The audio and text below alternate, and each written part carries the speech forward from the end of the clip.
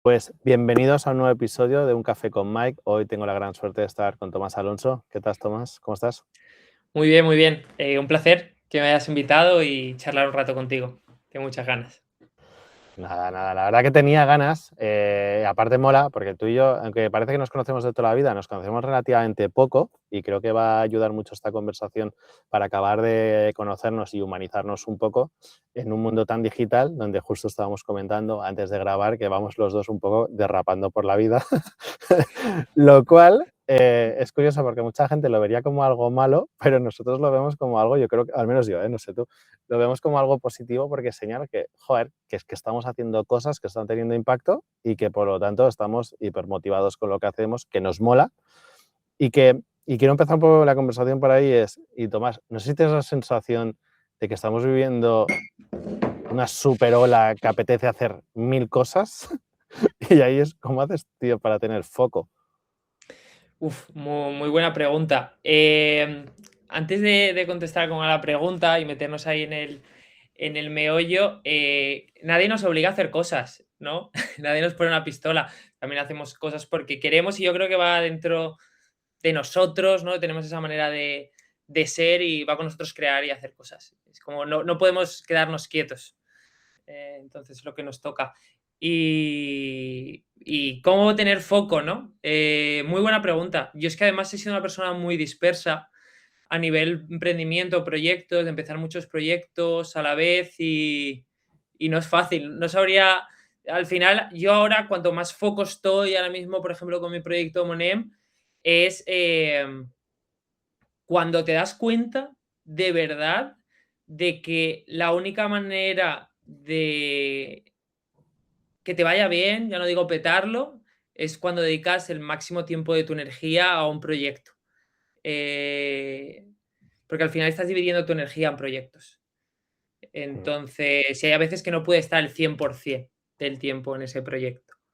Pero bueno, el máximo, ¿no? ¿Y eso te hace sentir mal, el no poder estar al 100% en todos los proyectos? ¿O has aprendido un Antes, poco a gestionarlo? antes sí, ahora ya no. Es que ahora estoy muy, muy espiritual y estoy escuchando, no sé si conoces a Gonzalo Rodríguez Fraile. ¿No?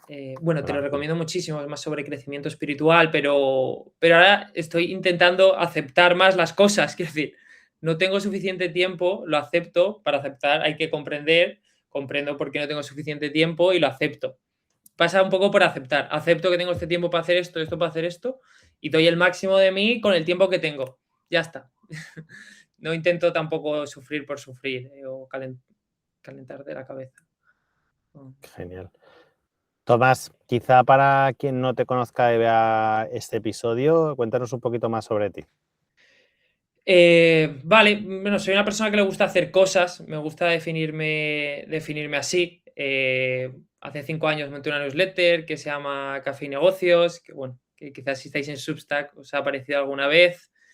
Luego fui el primer empleado y actual CMO de Noco Hackers, que es una academia de IA y no-code, ¿no? Vamos a crear productos digitales para las personas que no saben programar. Y también tengo una startup que se llama Monem, donde ayudamos a los e-commerce a escalar sus e-commerce, solucionando el problema que tienen muchos de la atribución, ¿no? Eso es un poco como los proyectos, ¿no?, en los que estoy inmerso. ¿Y quién soy? Me describiría como una persona que le gusta hacer cosas y probar cosas O es una sea, pregunta muy general, ¿no? persona súper inquieta. ¿Te consideras entonces mucho más divergente que convergente? O sea, ¿eres más de creación de ideas que llegarlas a implementar? Eh, Me toca hacer ambas, porque no ha llegado el punto en que tenga los recursos en el que me quede en una capa más estratégica y no ejecute.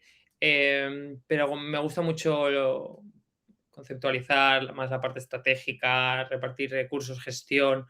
em, pero al final estoy ejecutando. Quiero decir, ahora como NEM, yo tengo que escribir por LinkedIn: hey, ¿cómo estáis haciendo? ¿Cómo estáis solucionando la atribución en tu e-commerce ahora mismo, no? Quiero decir, bajando al barro. Y creo que bajando al barro es como luego puedes plantear buenas estrategias de go-to-market, de distribución de producto, de lo que sea, ¿no? Cuando te has Ujú. metido en el barro, luego puedes tener mejores conversaciones con la gente que ejecuta también. Eh, entonces yo creo que soy un perfil muy generalista. Bueno, pero al final estás tocando palos distintos, pero también tienes una capacidad muy buena de unir puntos y no solo te quedas en ese aire quizá estratégico, ¿no? Que a veces incluso se puede llegar a Sí, confundir con humo, sino que no, de humo nada, porque tengo la capacidad de sufrir el proceso, bajarlo, aterrizarlo, implementarlo, que yo creo que es el superpoder de algunos pocos, porque mucha gente le resulta como fácil tener ideas, pero es verdad que por A por B esa idea se queda en un bluff, se queda en nada, porque ya sea por tecnología, ya sea por conocimiento o por habilidades, es, vale, pues necesito de un tercero para que me lo haga. Y ahí es donde yo creo que un poco el ecosistema que has ido creando a tu alrededor, creo que eres una persona que transmite, es decir, la capacidad de que cualquiera se lo puede construir, ¿no? Ya sea con no code, IA o con lo que sea. Y eso la verdad que mola bastante, sobre todo porque transmite un poco el, joder, ¿no? Tomás me lo está enseñando, Tomás lo hace posible y creo que ahí estoy muy alineado contigo, es nosotros también tenemos un poco esa tarea evangelizadora de, tío, que si lo quieres hacer, que lo puedes hacer. Vale, hay una barrera, pero que a día de hoy es que esa barrera se ha esfumado casi. sí, sí. Y, vuelvo un poco a lo que has dicho de conectar los puntos, porque cuando, bueno, sabes un poco, aunque sea un poco de distintas cosas, lo llevo un poco a mi terreno, ¿no? En el caso de Monem. En Monem, que es el software que estamos construyendo, yo soy la persona que hace producto, no quien lo desarrolla, ¿no? Porque en Ujú, este caso, este proyecto no se puede hacer con Vibe Coding. Aunque hemos utilizado Vibe Coding para ciertos puntos del go-to-market.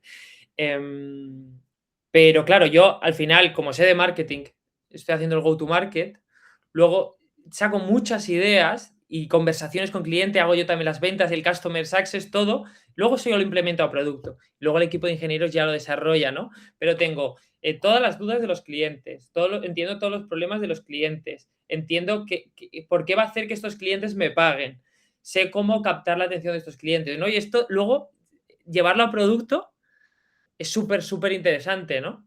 Porque al final tienes todo ese conocimiento, ¿no? De conversaciones con clientes, de ventas y lo puedes llevar a producto. ujú. Em, Una pregunta, Tomás. Ahora que, y sobre todo me voy a apalancar en tus dos grandes expertise, o al menos lo que me transmites, ¿no? Por un lado tenemos ¿Vale? marketing, sobre todo ese go-to-market y Sí. por otro lado producto. En un mundo de IA, ¿qué es más importante de los dos? Pues mira, ahora todo el mundo está diciendo que lo más importante es la distribución.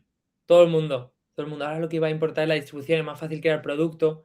Y sí, obviamente han bajado las barreras a la hora de crear producto. También dependiendo qué tipo de producto o tus capacidades técnicas hasta dónde llegan para crear ese producto, que eso también es importante. Tú vas a poder crear hasta donde llegue tu conocimiento técnico con Vibe Ujú. Coding, que esto es importante también, bueno, tenerlo presente. Entonces, ¿cuál era la pregunta? Digo, Perdón, de perdón. marketing producto, si tuvieras que focalizar, sobre todo Ah, alguien que sí, nos pueda estar escuchando, que está sí. emprendiendo y que tiene obsesión por producto, pero a la vez le está llegando ese mensaje, ese run run de la distribución, distribución, distribución, ¿cómo balanceamos? ¿Dónde focalizamos los esfuerzos? Entendiendo que estamos quizá hablando con un solo entrepreneur, me cuesta muchísimo la palabra, de que es, Sí. joder, que estoy más solo que la una y tengo que hacerlo todo, pero ¿qué hago? Vale, aquí, bueno, lo he empezado muy bien, pero luego se me ha ido la pregunta. Lo que estaba diciendo, que dicen que ahora lo fácil es producto y lo difícil la distribución. Yo sigo pensando que el reto real por el que una persona te paga es porque tú les aportes valor. Y el valor se lo vas a aportar con el producto.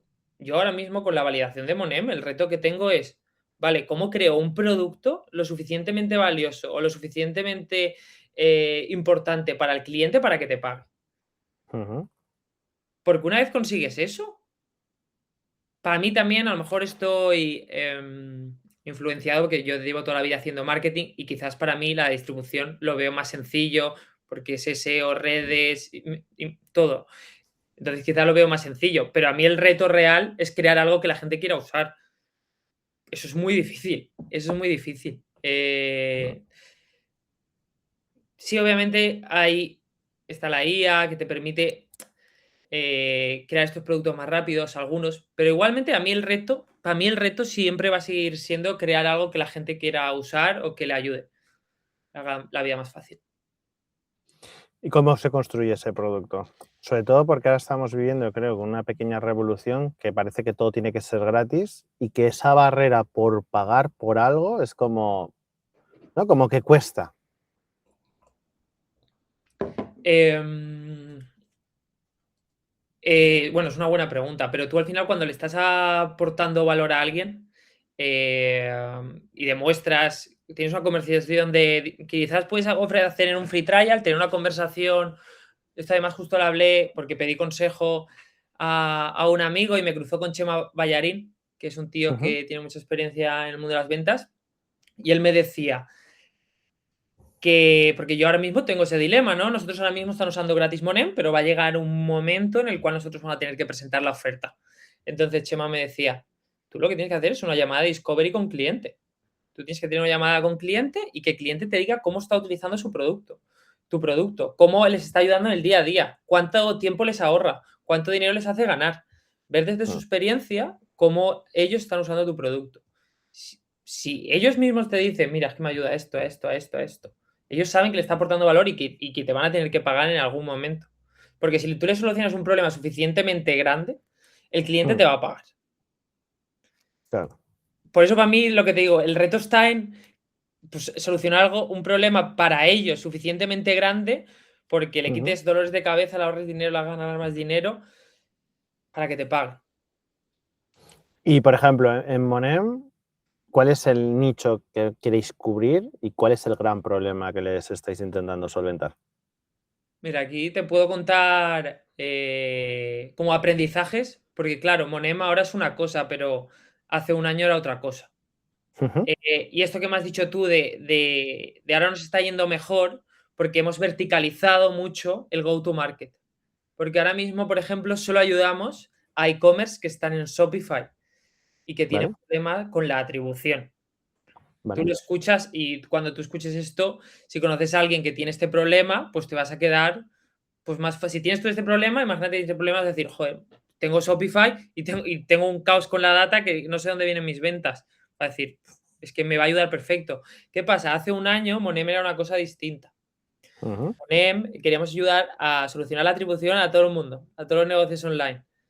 ¿Qué pasa? Que eso no impacta tanto, ¿no? Si tú haces una landing, los copies, la comunicación, bueno, ayuda a todo el mundo, ¿no? Entonces, yo siempre recomendaría que cuando tú vas a lanzar un negocio, intentar verticalizarte al máximo.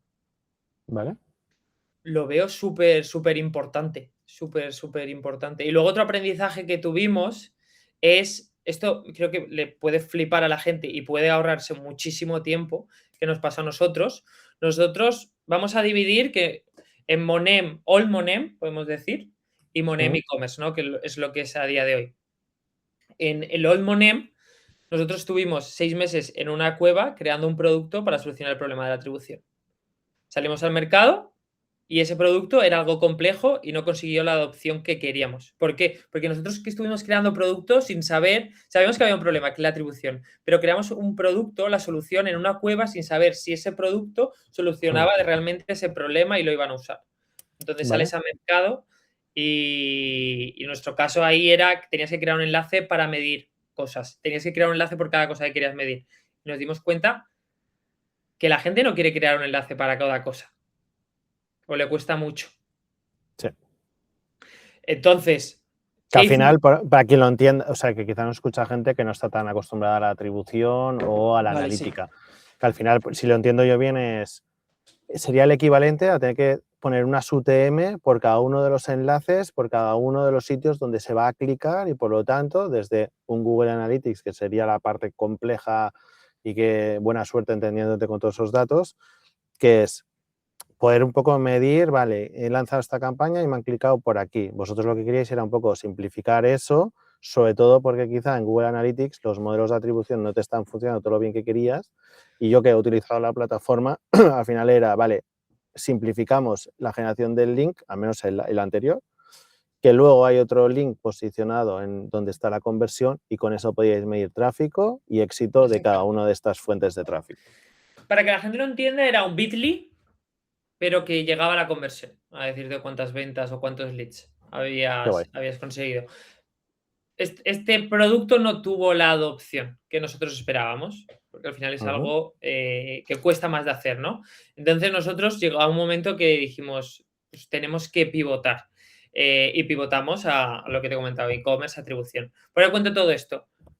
Lo interesante aquí es cómo nosotros validamos este Monem e-commerce. Porque lo interesante es que lo validamos con el cliente.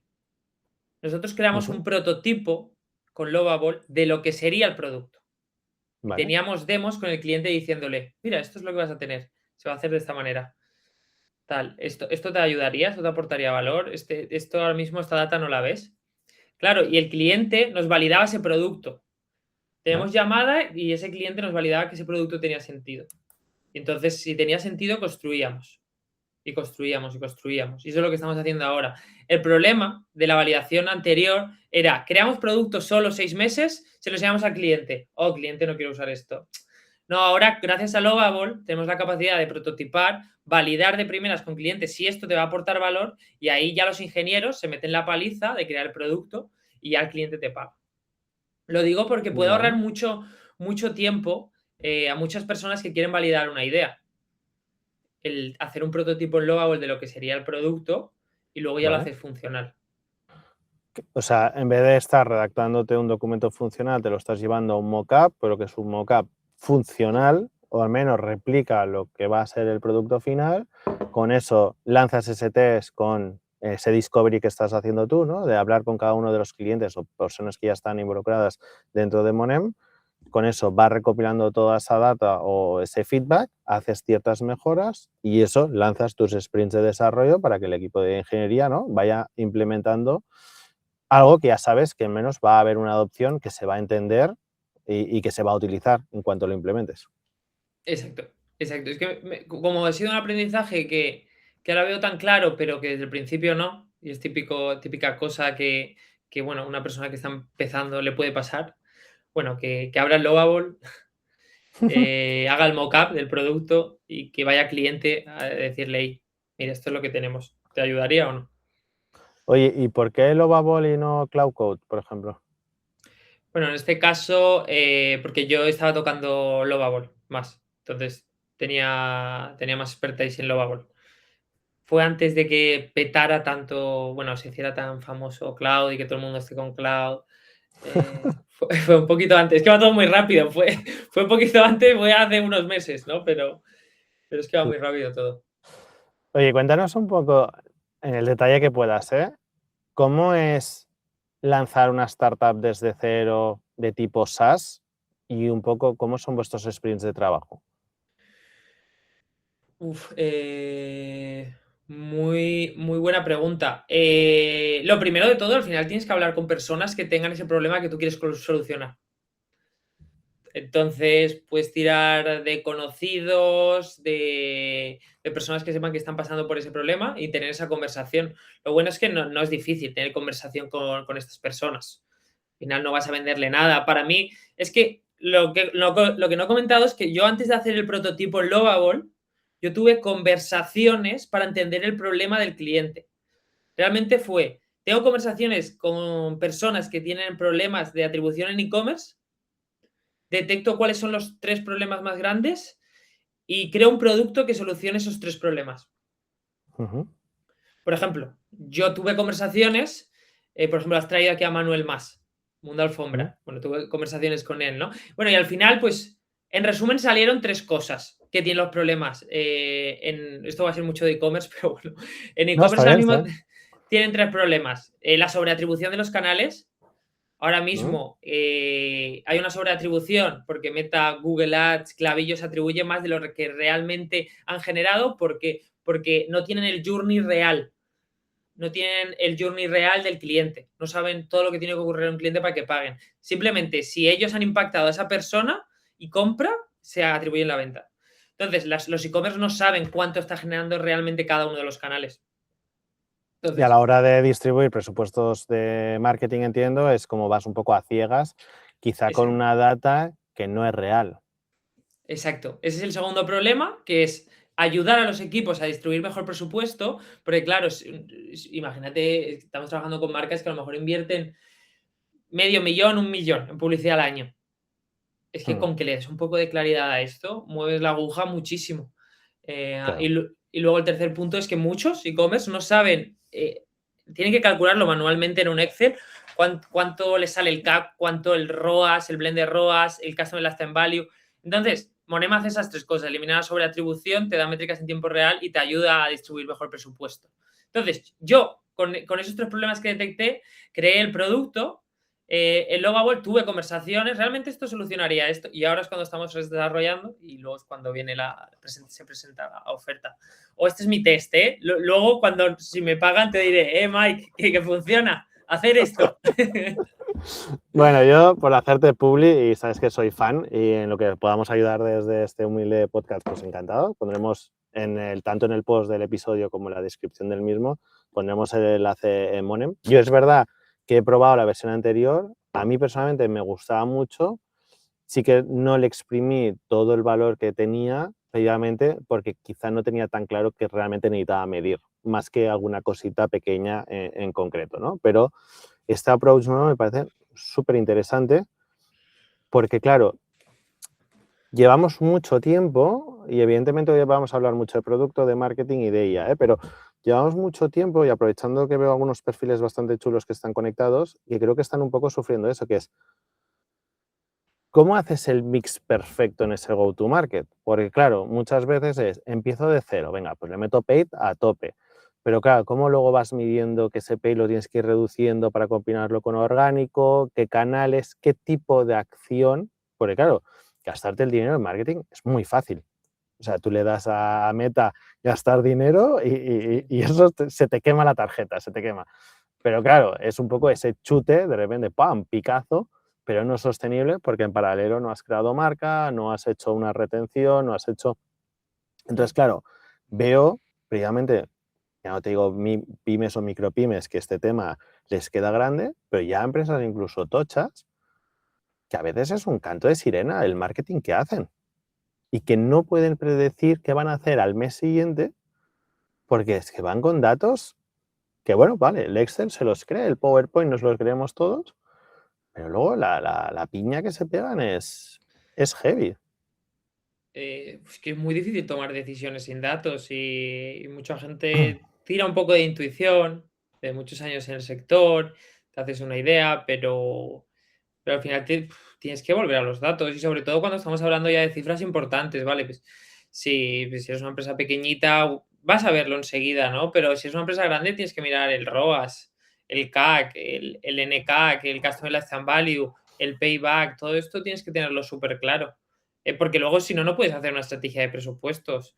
Por ejemplo, hay una cosa que a los clientes les encanta de Monem y es que nosotros al final, como sabemos el journey entero del cliente, nosotros sabemos que está abriendo demanda, ¿no? Porque mucha Ujú. gente, quizás muchos media buyers se fijan o solo meten dinero a aquellas campañas que cierran demanda.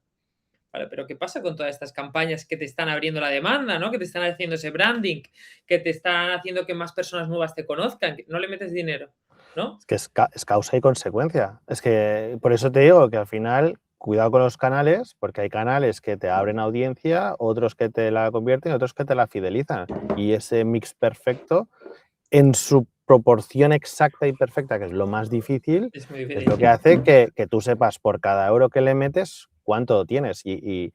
Claro, estás hablando de algunas métricas que ahora quiero también que te pongas en plan docente y hablemos de algunas definiciones de esto. Pero, ¿cuántas empresas están muriendo sin saberlo? Es un problema muy grande. Y hay algunos sectores que se nota más que otros. En e-commerce, por ejemplo, se nota más, porque al final tienes que ir con mucho cuidado a nivel logística, coste de producto, porque puedes tener un ROAS súper bonito en Meta, pero luego que no haya margen. Entonces, bueno, hay cosas que tienes que tener muy controladas. Mm, Y hay mucha gente que no lo tiene.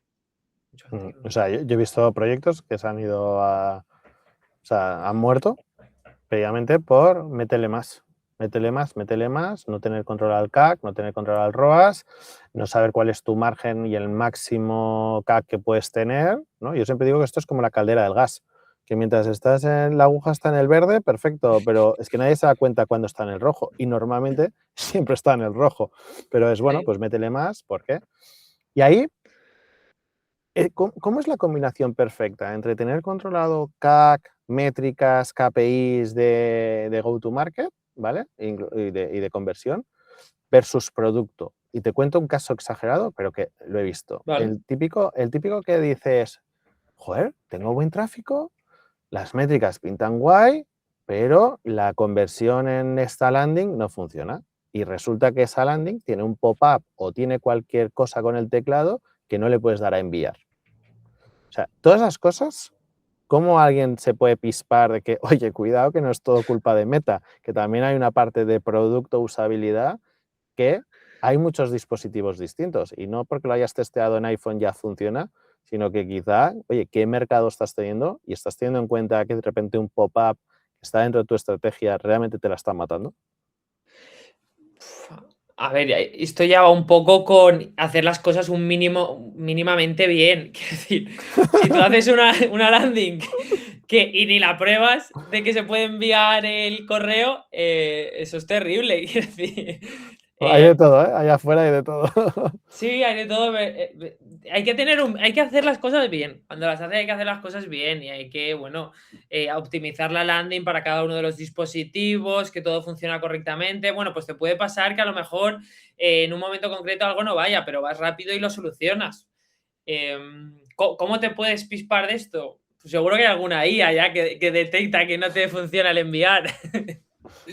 Em, Bueno, al final si tú tienes un checklist, ¿no? De lanzamiento de campañas, de sí, qué test, ¿no? Qué test en tu ente haces o incluso test unitario de cada una de sí, las cosas, validar que esta landing tiene todos estos componentes, que a su vez funciona, que ese lead realmente se almacena en CRM, que se hace el traqueo correcto, pues evidentemente se te escapa algo, pero estamos hablando que quizás un 1 o 5% como mucho, que es incluso asumible, dependiendo también de la velocidad y la volumetría, porque claro, si esto lo mm, hace una empresa que quizá ha lanzado en un día 100 landings, pues seguramente algo se le ha ya, escapado. sí.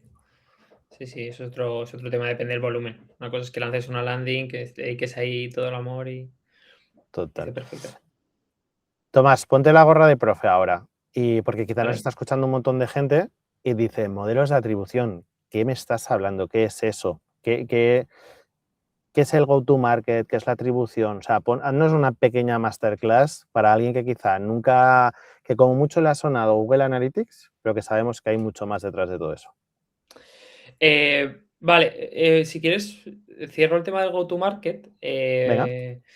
Bueno, básicamente el go-to-market es cuando tú creas un producto, cómo lo lanzas al mercado, de primera. La Ujú. gente lo complica demasiado, pero es eso, el go-to-market, ¿eh?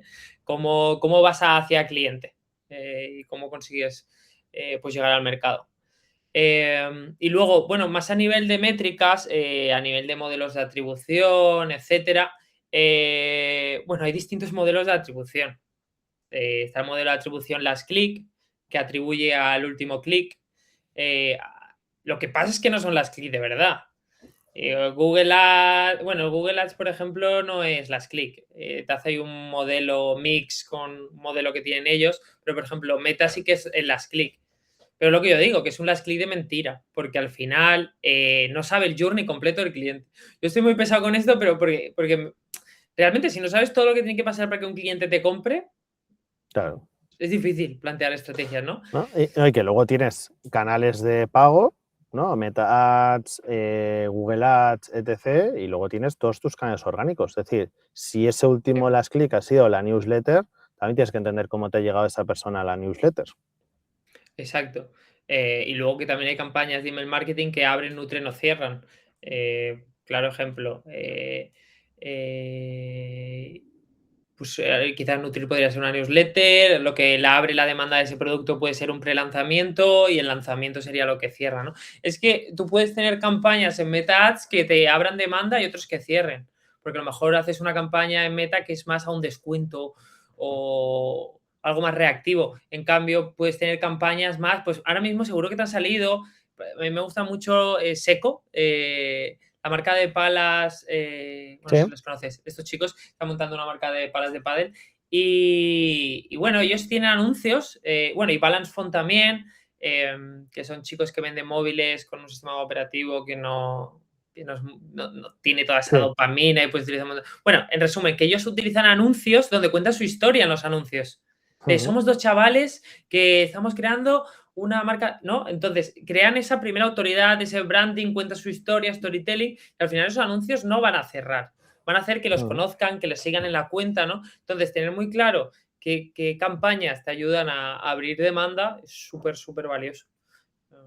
Ujú. Hay diferentes tipos ahí de campañas, de estrategias.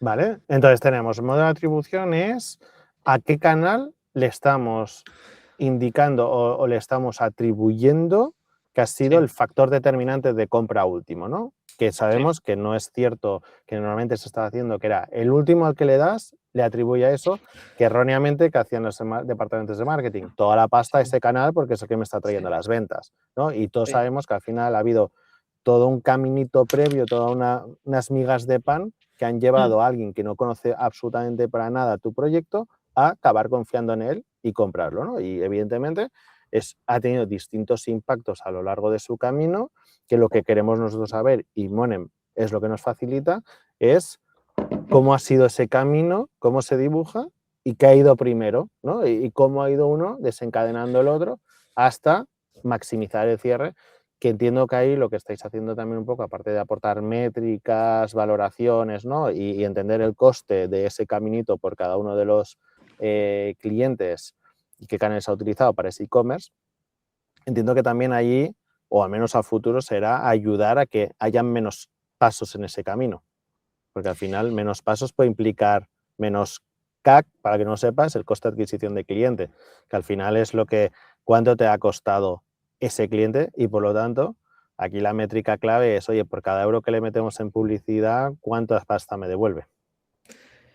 Claro, al final, nuestro objetivo, nosotros también tenemos una visión. Nosotros ahora mismo lo que tenemos que hacer, que ya es un reto grande, es que estos e-commerce tengan la data bien para tomar mejores decisiones. Pero luego viene el siguiente paso que tú has dicho. Nosotros no descartamos que Monem tenga sus propios agentes y que hagan cosas, porque al final con toda la data que tendremos sobre el e-commerce podemos ayudar a reducir el time to conversion, el tiempo que tarda Ujú. una persona en convertir. Si sabemos qué impactos tiene que recibir una persona para que compre lo más rápido posible, si el e-commerce lo sabe, puede plantear una estrategia para reducir eso, o cómo aumentar el customer lifetime value, o cómo distribuir presupuestos mejor, lo que tú has dicho, ¿no? Ahora muchos media buyers enfocan o distribuyendo todo el presupuesto a las clic, a esa campaña que cierra todas las ventas, pero es que a lo mejor descubren una manera que tienen que invertir el 20% en Google Ads abriendo demanda, un 50% en cerrar demanda y un 30% a cerrar también en Meta, ¿no? ¿Cómo distribuyes esto para obtener el máximo beneficio posible para el e-commerce?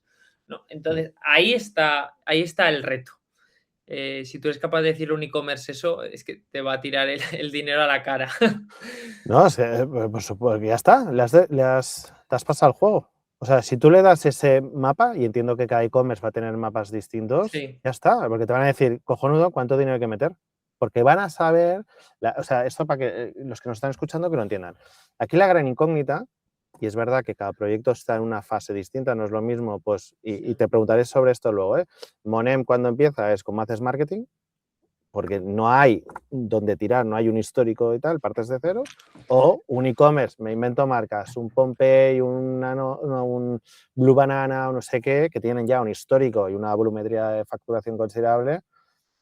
Claro, estos que quizá tienen presupuestos altos, que a día de hoy ya tienen un ROAS o un retorno de inversión considerable, es que mm, les estás eficientando euros, que puede parecer nada, pero euros a esas escalas es que pueden llegar a ser sí, cientos de miles. Entonces, al final claro, ese es el impacto que tú tienes en negocios, que te va a hacer ahorrar 100.000 pavos, 200.000, medio millón, 1 millón de euros para hacer ese ¿no? Fine tuning perfecto para que sabes que por cada euro, si ahora le estás sacando un por 10, le vas a sacar un por 12 o un por 13. Esos por 3 de más. Es que yo creo que poca gente es consciente de lo que le aporta a una empresa, porque es que es mucho más dinero capital para poder abrir más tiendas, hacer más producto, más locuras. Sí, esto que también, por ejemplo, nosotros nos estamos dando cuenta que cuanto más grande es el e-commerce, más valor aportamos, porque hay más data. Esto no es ningún misterio. Nosotros nos hemos dado cuenta que a un e-commerce que factura 100.000, 200.000 al año, 300.000, no aportamos tanto valor porque estos e-commerce están sobreviviendo. No están Ostras. sí, sí, O sea, sí. un e-commerce danos rangos, o sea, no compartas nombres de marcas, pero danos rangos, sobre todo porque, claro, imagínate que ahora nos está escuchando alguien que está empezando su e-commerce, ¿vale? Y quizás se lo está planteando como un side project para, oye, pues sacarme unos dineros extras, pero claro, hay un momento que das un salto de fe y dices, venga, mi actividad principal va a ser empujar mi e-commerce. O sea, danos rangos para entender que es un e-commerce hobby, que es un e-commerce ya un poco con pies y, o sea, ¿no? Que ya tiene algo de forma, y lo que ya sería un negocio del e-commerce. Buena pregunta. Pues a partir de 250.000, 300.000, pues ya puedes, dependiendo de cuántos seáis en el equipo, ¿no? Pero ya tenéis algo súper interesante, dedicar full time y meter ahí toda vuestra energía. Un e-commerce es que todo depende de los márgenes. Pero bueno, a partir de 250K ya te lo puedes tomar en serio. Y luego, de medio millón a 1 millón, ya tienes un negocio sólido, no muy grande, yo creo que serán de 5 a 7 personas en el equipo, y de 1 a 10 millones, pues ya tienes, dependiendo, ¿eh? Hay mucha escala, ¿no? Pero eso ya es un negocio que da mucho trabajo a bastantes personas. ¿En España hay mucho e-commerce de 1 millón a 10 millones? Espero que sí, porque es nuestro cliente perfecto. Hemos claro, nosotros Vale. nos hemos dado cuenta que nuestro rango perfecto es de 1 a 10 millones y sí que hay marcas, sí que hay muchas marcas, más de las que pensamos, porque en cada vertical hay un puñadito de marcas interesantes.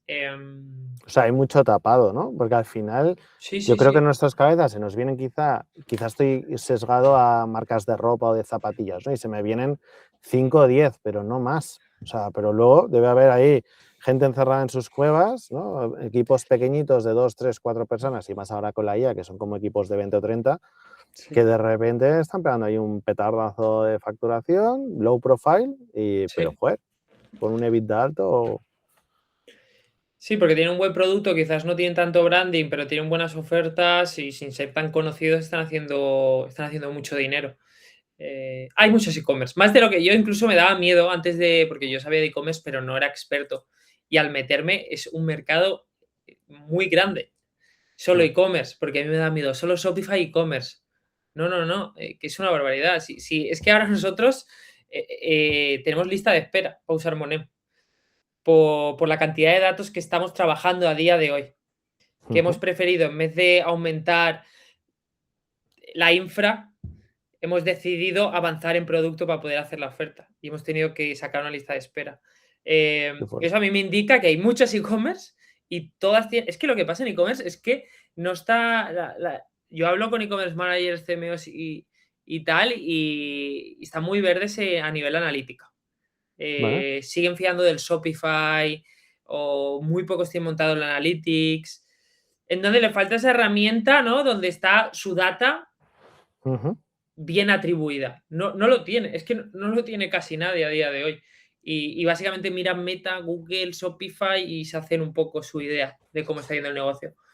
¿Y a qué crees que se debe eso? Que no le estén dando tanta importancia a un dato unificado que les dé, ¿no? Una inteligencia de negocio de cara a saber, oye, realmente, porque si no al final, no sé si hacen esto, se van directamente a su cuenta de resultados y con eso más o menos estiman, pues tengo margen o no tengo margen, o Sí, van como afinando mes a mes, semana a semana, porque claro, encima estos negocios generalmente van a ser también bastante cíclicos, ¿no? O estacionales. No siempre creo que estén facturando, exceptuando un Minimalism, por ejemplo, que no hacen ni Black Friday y cosas así, y sabes que más o menos se van a mantener estables, aunque entiendo que las distintas, no es lo mismo campaña de Navidad o campaña de tal, sí que debe haber ahí un pico, pero Todos estos que sí que hacen más estrategias de los Black Friday, tal, ostras, ir a intuición, puedes dejar de ganar dinero o perder mucho. Se va mucho a la P&L. Lo trabajan todo con la P&L en e-commerce, me he dado cuenta. Tú si quieres vender un e-commerce, consejo, porque si alguien no está escuchando, tienes que decirle que tu herramienta va a impactar en la P&L. Dios. Es lo único que les importa. A ver, depende a quién le preguntes. Pues el Media Buyer optimiza, como no tiene una herramienta como Monem, el Media Buyer optimiza por plataforma y es el problema. Optimiza por Meta, optimiza por Google, pero no sabe cómo se comportan juntos o cómo se comportan con tu herramienta de email marketing. Entonces van analizando herramientas sueltas, contaminadas, y podrían optimizar mucho. Y por eso digo que aportamos más valor cuanto más grandes son, porque más data contaminada hay y más podrían optimizar y más va a tocar en la P&L porque invierte mucho dinero en publicidad. Pero al final tampoco son tontos. Van a la P&L, miran a ver rentabilidades y más o menos sin ninguno, es que me parece súper curioso. Hablo y nadie se fía. Nadie se fía de Meta. Nadie se fía de Google Ads. Nadie se fía de nada. Pero, Vale. entre comillas, se fían, porque es lo único que tienen, ¿no? Pero lo cogen con pinzas. ¿Y por qué no se fían? O sea, ¿qué nos está pasando con las métricas de las plataformas? Y te pongo un ejemplo, que no tiene que ver Sí. con e-commerce, pero entrevistaba a David Domínguez ya hace unos episodios y me decía, las métricas que ves en Substack, no te creas ni una, son todas fake. Y digo, joder, pero en teoría entiendo que la plataforma nos tiene que dar datos verídicos, ¿no? y reales, porque si no, al final estamos construyendo un castillo sobre unos datos, ¿no? Sintéticos. O sea, digo, joder, pues mala mierda, la verdad. Ya. No sé el tema, no sé el caso de Substack, pero en el caso de. Yo tampoco quiero decir que tengan incentivos perversos, ni Meta, ni Google, de atribuirse más porque quieren que inviertas más. Es que no creo que vaya por ahí. Va porque no tienen el mapa completo. No. Es decir, es imposible que Meta Ads pueda saber el journey del cliente. No lo pueden saber. No pueden saber todo lo que le pasa al cliente. Entonces, pues ellos, si ven que has entrado por un anuncio de Meta Ads a la landing y has comprado, ya se asigna a esa campaña. Ya. Sin tener en cuenta nada más. Entonces, o Clavillo, que pones tu correo en un pop-up de Clavillo y ya la venta es suya hasta el fin de sus días. Entonces, es con lo que ellos tienen, porque no tienen todo, no saben todo lo que está ocurriendo, se atribuyen eso y les deja de puta madre, porque normalmente se suelen sobreatribuir, que a veces incluso se infraatribuyen, que también ha pasado, que hemos visto casos. Entonces, No sé. bueno, siempre hablamos de sobreatribuir, pero. Y vosotros, ya te digo, en lo que puedas compartir, ¿cómo habéis un poco hackeado el sistema para poder hacer una atribución lo más correcta posible? Como has visto, estoy hablando todo el rato del journey, soy como muy pesado del journey. Nosotros lo que hacemos es que el setup además es súper sencillo. Nosotros lo que hacemos es dos cosas. Conectarnos a tus ventas de Shopify y tenemos un JavaScript en el head de cada e-commerce. Con eso, con el JavaScript pintamos el journey y con el pixel decimos que ha llegado a la venta, ¿no? ¿Vale? Entonces, con eso, nosotros tenemos el journey del cliente. Entonces, teniendo el journey del cliente, es más fácil decirle al e-commerce cuál ha generado la venta y cuál ¿Vale? ha asistido más y ¿Vale? cuál ha abierto el journey, cuál ha cerrado, cuál ha nutrido. Porque para alguien que no tiene ni idea, ¿el pixel qué es? Bueno, esto es una opción que tienes en Shopify en configuración, que básicamente es un código que le metes al código de la tienda online ¿Vale? y nos pasa a nosotros las ventas que estás teniendo. Entonces Vale. nosotros, como sabemos el journey de ese cliente, lo conectamos con esa compra y sabemos ¿Vale? lo que está ocurriendo.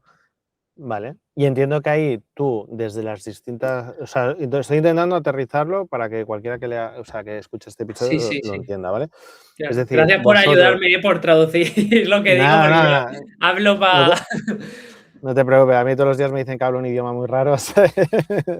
Ya estoy acostumbrado.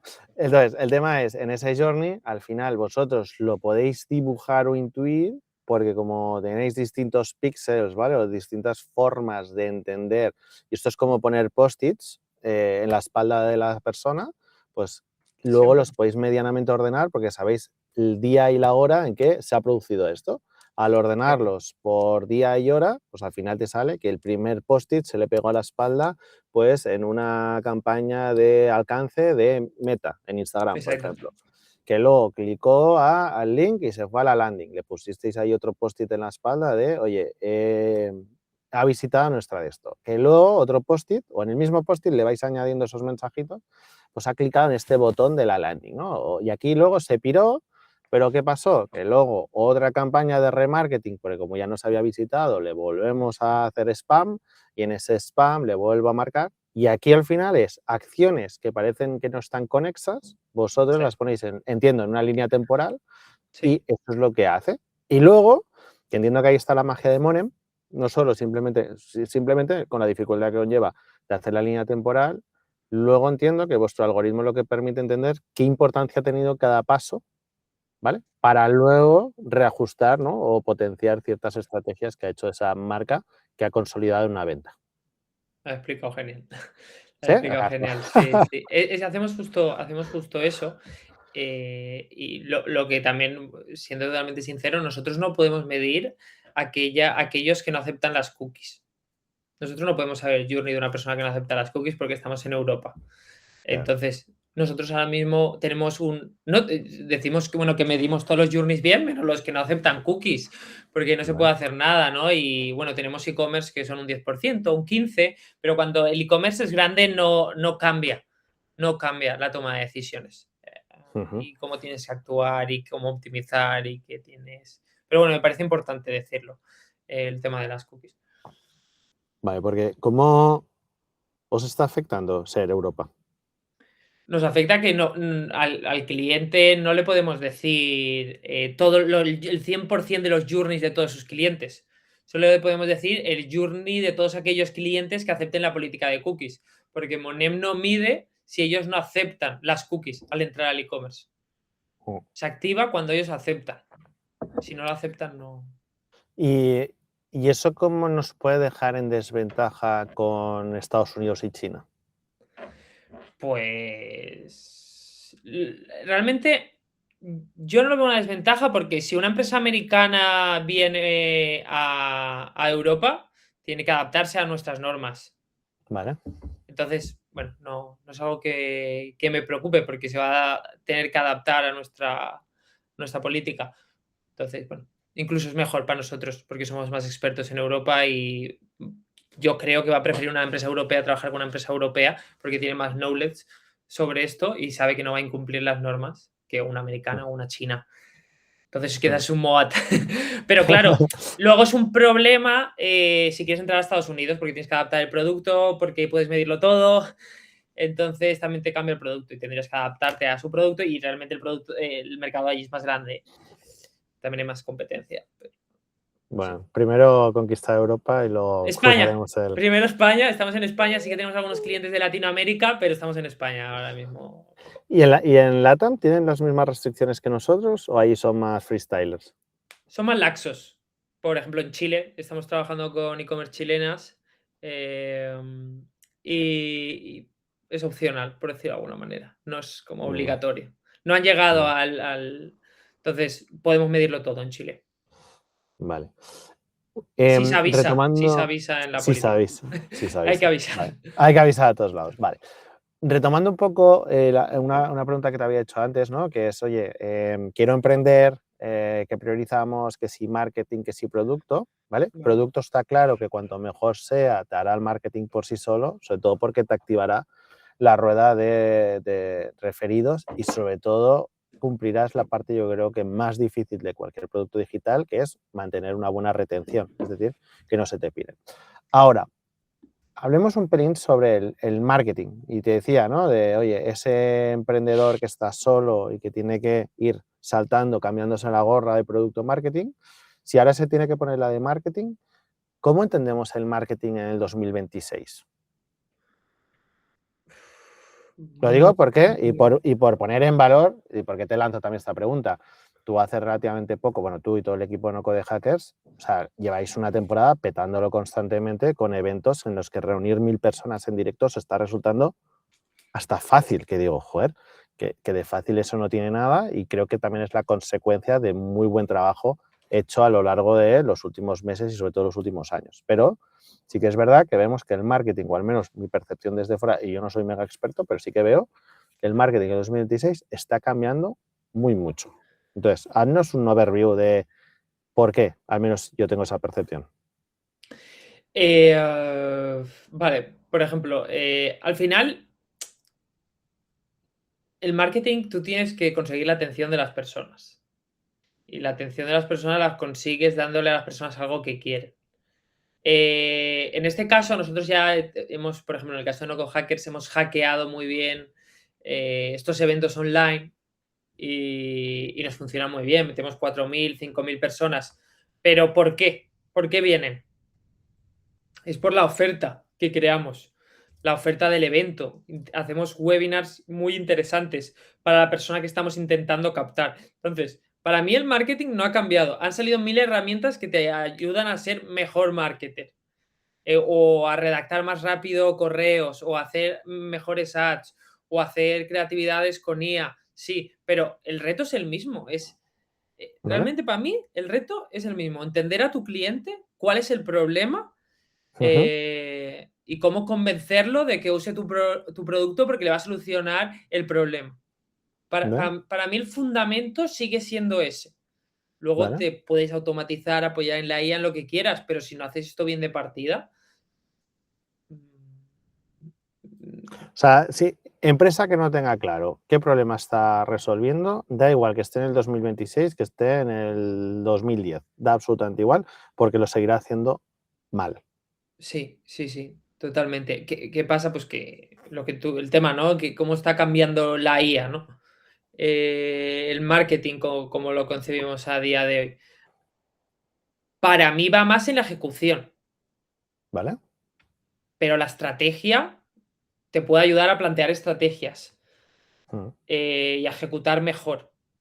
Pero tú igualmente, para entenderlos mejor, tienes que hablar con el cliente o ¿Vale? escuchar el feedback que te dan o entender por qué no te compran y por qué sí. Entender todas las objeciones, sus motivaciones. Em, entonces, para mí, te cambia más a nivel de ser más productivo. Eso sí. Pero los fundamentos para mí no cambian. Eh, Es decir, si queremos dibujar, ¿no? Tenemos muy claro el problema que estamos solventando sí, a través de producto y queremos dibujar el funnel de qué acciones más tácticas vamos a hacer, y muy resumido, ¿eh? En una fase alta, media y una fase baja. Eso es exactamente lo mismo que hemos ido viendo quizá en los últimos años, sí que es que quizá ha cambiado esa ejecución, que antes quizá era mucho más manual por un lado y ahora con la IA hemos conseguido poderlo escalar e incluso llevarlo a más personalización y por lo tanto entiendo que a potenciar mejor esa segmentación, esos nichos que hemos trabajado ya previamente de cara a tener ese potencial target como más identificado y más en clusters donde al final el problema quizá es el mismo, pero con una variación que le puedes personalizar mucho más el mensaje para aumentar, entiendo, pues algún tipo de métrica, pues como conversión, captación o la que sea. sí, las dos cosas, lo de personalización y velocidad, es lo que te da la IA en marketing a día de hoy. Y productividad entra también en estrategia como en ejecución, en ambas. O sea, plantear investigaciones de tu perfil, etcétera. Te puedes apoyar en customs, en skills, entonces, bueno, eso es una pasada, la verdad. Son mucho más productivos los marketers. Se habla mucho de los desarrolladores, pero yo creo que los marketers también. Saltemos y hablemos de IA. O sea, ¿tú cómo la estás concibiendo a título personal? Yo tengo que decir que me gustaría estar más probando herramientas, creando cosas con IA. Ahora con el go-to-market de Monem nos puedo dedicar, y siendo CMO de Noco Hackers, tampoco le puedo dedicar todo el tiempo, ¿no? Eh, pero creo que es algo que tenemos que estar constantemente intentando aprender. Yo al final lo tengo fácil en Noco Hackers porque ¿Mm? al final aprendo mucho de mis compañeros, de lo que están haciendo, de lo que no están haciendo, porque al final ellos están quedando todo el día con Claude o Claude, y al final pues entiendo un poco qué está ocurriendo, ¿no? Yo al final he utilizado mucho más Lovable que Claude en este caso. Ujú. Mi reto es, aquí lo digo públicamente, es tengo que meterle caña a Claude. Vale, eso es un compromiso, ¿eh? Sí, sí, sí, Con, sí, con- sí. con toda la, Ya lo la- la tenía, ya lo audiencia. tenía ahora con todo el mundo. Y una cosa, aparte de velocidad, ¿tú has notado un cambio de paradigma en la forma de trabajar por causa o por consecuencia de la IA? ¿O seguís haciendo, o sea, porque se habla mucho, ¿no? Te pongo un poco de ahí de contexto de lo que estoy percibiendo, que es, eh, veo como dos tipos de perfiles, ¿no? Veo el perfil que ha acelerado mucho su trabajo, pero que sus procesos siguen siendo muy parecidos, quizá con algún cambio. Lo único que es verdad que ya sea porque mejora incluso a los propios empleados o personas del equipo o porque se crea sus propios empleados digitales, y hay cada uno un poco, ¿no? Lo Ya, que decías, las skills o lo que sea, incluso la propia herramienta, pero es pues lo que antes hacían 6 meses, ahora se puede hacer en un mes, por ejemplo, y se han conseguido una velocidad espectacular. Y luego sí que veo otros perfiles que han hecho un cambio de paradigma de incluso de la forma de trabajar. ¿Por qué? Porque ahora se han dado cuenta que quizá el proceso humano, utilizando la IA, deja de tener cierto sentido, ¿no? Porque al final, ser humanos haciendo ciertos procesos tiene sentido si hay humanos involucrados. En el momento que quizás no hay humanos involucrados, deja de tener un poco de sentido. Entonces están como intentando reinventar el cómo se haría esa tarea. ¿Vale? Yo os voy a poner un ejemplo muy vale. tonto, que es, de hecho se lo compartí a Alex y yo creo que aún se ríe ahora, pero eh, ahora es época de renta, lo siento mucho para todo el mundo, pero es época de renta y hay que presentarla y evidentemente pues puedes hacerla de dos maneras, o te la haces tú mismo, ¿vale? Y buena suerte, o pues tienes a un gestor o una gestora que te echa un cable y te lo valida y te los presenta y te intentas no meter en un jaleo fiscal con Hacienda, ¿no? Yo en mi caso estoy optando por las dos en paralelo, no por sustituir a mi gestor, que lo adoro, sino para intentar ayudarle y entre los dos, no te digo hackear el sistema, pero ser súper eficientes en esa tarea, ¿vale? Claro, desde Cloud Code he montado un pequeño ejército de minions, yo los llamo minions a los agentes y los subagentes, cada uno desde un prisma totalmente distinto, de cara a que me ayuden a hacer un primer borrador muy completo de lo que va a ser la reta. Claro, esto en fases anteriores, si no hubiera existido la IA, pues el proceso es como muy ABC.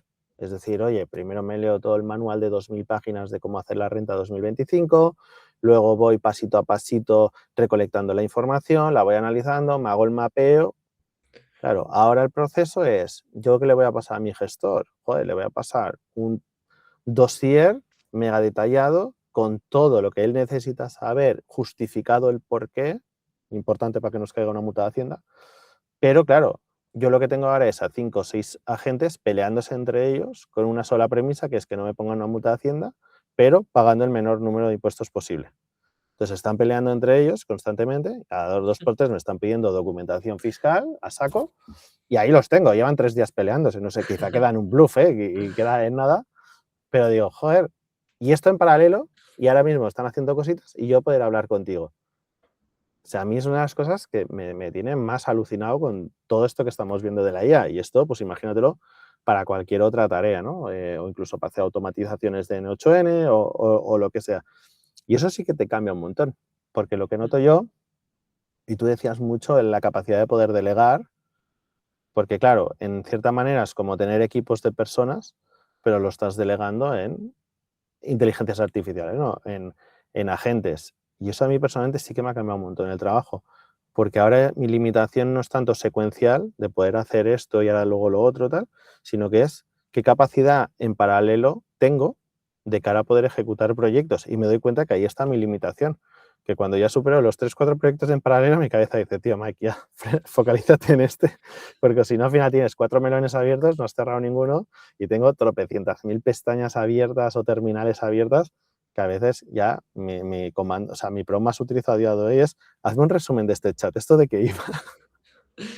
¿De qué están hablando? ¿De qué están hablando estos agentes? Es que llega un punto Sí. y hago de product manager últimamente, les voy preguntando todo el rato, ¿cómo vas? ¿Qué estás ¿Cómo va? haciendo? ¿Cuánto te queda? ¿Te queda mucho? En plan, venga, va, que llevas aquí un rato pensando y en teoría ibais más rápido que los humanos, ¿no? Pero sí, ¿tú en tu caso has notado un poco cierto cambio, aunque quizá no drástico, pero algún tipo de cambio en forma de trabajar? Sí, yo soy y eso que no entraba a Claude, ¿eh? Tengo unas ganas porque justo hace unas semanas un amigo me enseñaba es que solo no sale de Claude para trabajar.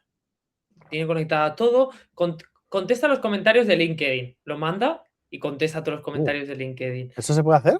Eso se puede hacer, sí, sí. Uf, acabas de desbloquear un nuevo melón, cabrón. No entra a LinkedIn, no entra a LinkedIn, lo hace todo desde Claude. Quiero hacer un post, pum, y lo hace todo desde Claude y me parece una locura. Es como solo tienes una interfaz para hacer todo tu día a día. Ya. Y me parece como el siguiente nivel ya. Entonces, y también siento que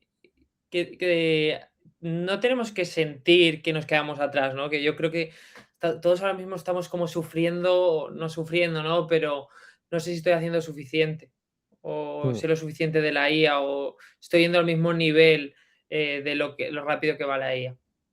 Y creo que es que somos un 1% de la población, las personas que están intentando aprender utilizando Claude, ah, y creo, lo dijo Mark Cuban en una entrevista que dice que la siguiente superempresa va a ser aquella que ayude a integrar la IA en pymes y en empresas, ¿no? En cómo mejorar procesos, que dices, pero esto porque lo está haciendo una persona cuando podría hacer otras cosas maravillosas y está perdiendo el tiempo en una cosa que se podría automatizar, ¿no? Y gracias a la IA, pues hace más fácil todo esto. Em, pero creo que para que todo esté automatizado con IA o que hayan herramientas que verticalicen, porque no sé si va a llegar a un punto de que una IA automatiza para cada sector, para cada tarea. Yo me imagino más el mundo como verticales, ¿no? Como IAs verticales que mejoran mm, procesos o operativas. O startups, totalmente. o No, no sé, siento que el futuro va por y, ahí. y creo que cada uno, ahí te contaré una movida que estoy intentando construir, ¿eh? Que es un proyecto a medio plazo. O sea, mi objetivo es tenerlo para finales del año. Creo que cada uno va a tener su propia IA, independientemente del LLM que vayamos utilizando y que iremos cambiando según necesidades, complejidad, esfuerzo, tokens o pasta. Que ese es un Ya, factor que no hemos tocado ahora, porque claro, sí, ¿a qué punto llegará que esto nos cueste un dinero que quizá no siempre podamos asumir? Eso no, es el tabú, eso no se está hablando a día de hoy. Pero yo en mi caso estoy intentando, ya os digo, ida de olla, que creo que lo he contado en la newsletter, pero estoy intentando crear mi propio sistema operativo, ¿no? vale. El Mac Operating System, en el cual ahora estoy construyendo pequeñas píldoras y por eso me pasarás el contacto de tu colega, porque me interesa un montón hablar con él, Vale, porque mi idea es desde un mismo sitio yo realmente tener mi manager de vida, vamos a llamarlo, y él es el que gestiona cada uno de los managers de cada uno de los proyectos en los que yo pueda estar involucrados y que entre ellos son los que se van hablando y yo como humano, y eso me encanta, porque creo que tenemos que ser más humanos que nunca en esta época en que estamos viviendo, marco la visión y hacia dónde vamos, ¿no? Yo, ¿dónde va a navegar este barco? Hacia allá. Pues Minions, o sea, soy Gru, ¿no? Somos Gru y todos vamos hacia allá. Ahora, es lo que dices tú, yo quiero salirme de todos los sitios donde soy cuello de botella, donde no estoy aportando valor y ahora mismo me tienen ocupado que claramente yo no tendría que estar haciendo eso. Y lo estoy viendo no desde la amenaza, porque hay mucha gente que eso, que justo has dicho tú, lo están viendo como una amenaza, porque dice, joder, y en el momento que me quites esto, ¿qué hago? Y digo, joder, pues qué guay, porque vas a tener tiempo de pensar. Y eso que nos llevamos tanto tiempo quejando de que no tenemos tiempo para pensar, de repente lo vas a tener. Y eso es lo que va a hacer que puedas permitir pues estar en Monema al 100%, que en no code hackers al 100% y en lo que te dé gana al 100%. ¿Pero por qué? Porque realmente estarás desde una visión más orquestadora y de delegación. Pero la ejecución, que creo que ahora le estamos dando siempre mucho valor a la ejecución, pues que creo que la ejecución va a valer cero. O sea, no va a tener sentido cuando cada uno que tenga sus IAs adaptadas pueda esto. Entonces, mi idea con este sistema operativo es tener pues un poco el control unificado y poderle ir añadiendo cada uno de esos proyectos, pero de una forma que no te perjudica, porque a ti te pasa como a mí. Nos encantaría abrir 1000 melones, la mitad se quedan en nada y los tenemos que matar por el camino porque no tenemos un sistema robusto que nos permita crearlo y nos puede más la ilusión que la capacidad real. ¿Qué pasa? Creo que llegaremos a ese punto que tendremos ideas y esas ideas realmente llegarán a ser algo, quizá pequeño, pero tendremos sistemas robustos que irán retroalimentándose y creciendo y mejorando de cara a que, de repente, las ideas sí que van a empezar a valer algo. No sé si queda claro hacia dónde estoy intentando ir, pero es verdad que hasta hace muy poquito, cuando teníamos una idea, no valía nada, porque la ejecución lo era todo. Si ahora la ejecución ya no vale nada, la idea lo va a valer todo, porque realmente la vas a poder llevar a cabo. Yo creo que aquí lo importante es tener tiempo, que vamos a tener más tiempo para pensar, para ser más creativos, pero sí que es verdad que cada ejecución también lleva pensar para hacerlo diferente o hacerlo creativo, ¿no? Entonces, cómo vas enriqueciendo todo esto para que no ejecute como todo el mundo está ejecutando, ¿no? Porque claro, si tú piensas desde arriba, pero ellos siempre ejecutan igual, no sé, como que pero sí que siento que el futuro va hacia ahí, hacia que ejecutar va a ser más fácil, y el reto va a ser en traer cosas originales al mundo Mm. O sea, y ideas ser diferentes. más humano. Ser más Sí, humano. Porque al final, yo ahora estoy dividiendo mucho en un proceso, tres, muy simplificado, por favor, y expertos en procesos no me matéis, pero para mí hay como tres fases. Hay el pre, la ejecución y el post. ¿Vale? La ejecución, por lo que estamos diciendo hasta ahora, lo tachamos porque ya nos olvidamos de ella, lo hace la IA.